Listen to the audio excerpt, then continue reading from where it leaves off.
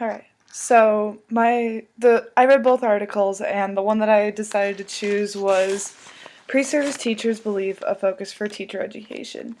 And to summarize, the article was about as a as a person, you come in with your own set of beliefs and thoughts, and the problem is most teachers that come into the education process don't believe that the education process can teach them anything. They already think that they know everything that they need to know and that nothing's going to change their opinions of it. And so the problem with this is that most of the time they're wrong and that they're coming in with all these preconceived ideas and notions that are old and out of date, and that they're not going to actively question and reframe the education system. What the author was really trying to get across to the readers was that these pre-service teachers already have the tools and, you know, attributions available to them if they can listen and challenge their beliefs. But even college professors that should be making these beliefs aren't doing it.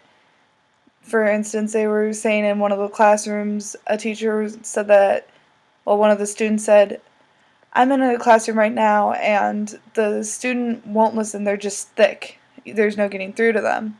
And the problem with that is the student is listening to her service teacher saying that there's nothing that they can do with these students, and instead of challenging them and saying, "No, you're probably just not speaking to something that will resonate with that student," they just give up on them. And this is commonly seen. And the problem with this is that they talk about the education system as outdated, and there's still a lot of quirks that need to be reworked.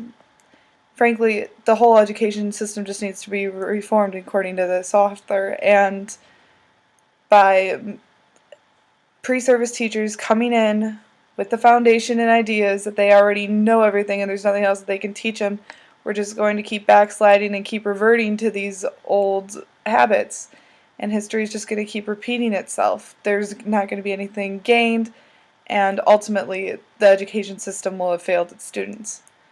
So she said that it's important that students need to start challenging their beliefs, and it's up to not only college professors but then future teachers to challenge their students. You can do, like, she said that there were several authors that offer different solutions to this. You could have a student teach in a method that they is completely opposite of their personal beliefs, and just making sure that they really challenge and engage with the material so that they can see, like, and make sure that they have a positive experience with it, so that that allows them to see that there are different techniques that can work that are not painful for them to teach. And the same thing with just different material. It's just the author really wanted pre-service teachers to engage with the fact that there are different ways that are not their own, and that the only way to get students to open up their beliefs is to have them challenge. And they said that challenging beliefs can be detrimental and ruin a concept, but they also can be used for good. They can, broaden someone's perspective and making sure that they realize, oh, there are different and better ways that I did not even think about, so that everyone isn't stuck in their own beliefs. Because the problem with these beliefs is that most of these students revert back to what it was like in their school days, and they already have this preconceived notion of what teaching is. And that is back to what I was saying about how they have this preconceived notion and that history keeps repeating itself, since students think, oh, well, this is what my teaching days were like and I had a good experience, this is why I want to be a teacher. But the problem is that they're not actively engaging and changing the social system. mean, this is what, like 15, 20 years ago for us, and if we're reverting back to those, thinking about how much has changed in that amount of time period just for the world, and then using that and that trying to teach like we were taught 15, 20 years ago, even though everything's changed, it's a backwards cycle.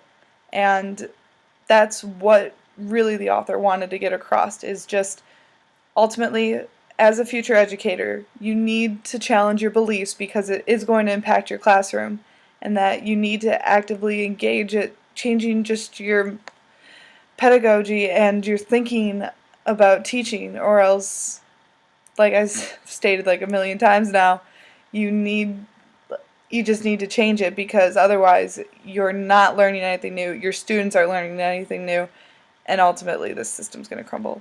So, something to think about.